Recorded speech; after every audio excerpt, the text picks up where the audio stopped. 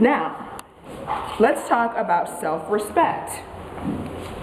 I don't know what's up. This is not a new thing, the whole writing across the chest and the writing across the backside. That's nothing new. We've had that for a long, long time in fashion. But my little thing about that is, what does it say about you and your modesty, your sense of modesty?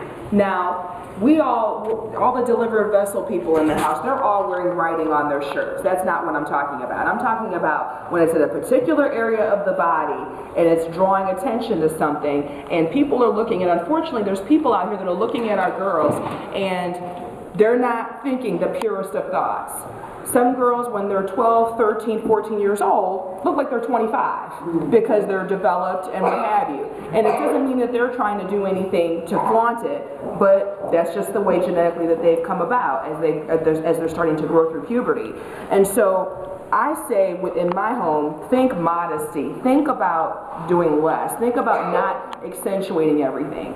And I think that as women, as moms, as aunties, as mentors, that we also have a responsibility to model that. So it's easy for us to say, you know, don't wear stuff with words on your backside, but then it's another if we're not doing it. If we're saying, well, it's okay for me because I'm 25, 35, 45, it's okay for me because kids pick up on that really quickly. Well, you're doing it, Mom. Why can't I do that? And it's not a case for them to talk back to us, but it's just a case of thinking about what is it that we want to portray.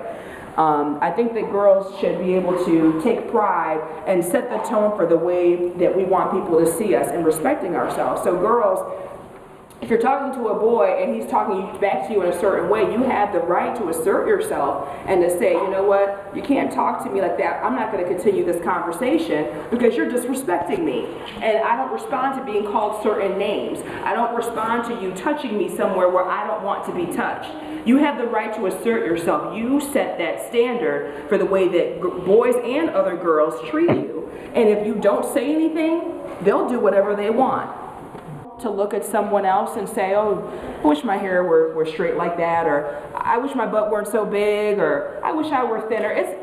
That's normal to look at other kids and compare yourself to them. I wish I didn't have to wear glasses. I wore glasses for 20-something years. I wish this, I wish that. But it's not going to matter as you grow up. It's not going to matter. There are grown women who still struggle with that because they never got it through their minds when they were young. So I just want to say, don't try to compare yourself to others. You're beautiful the way you are. Don't settle. Don't just let people treat you just any way that you don't want to be treated.